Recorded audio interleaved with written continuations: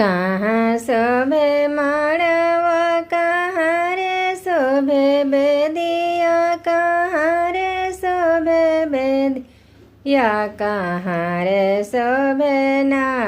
पापा कलश के पानिया कहाँ शोभे ना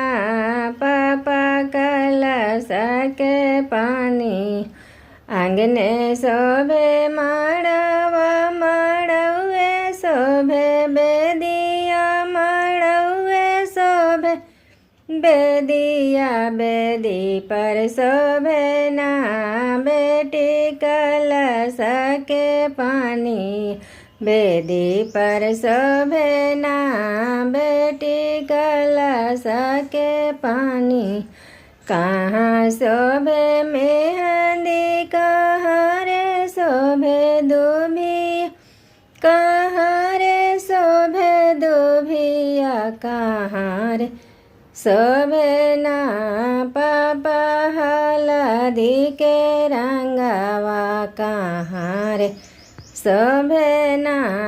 पापा हलदी के रंगवा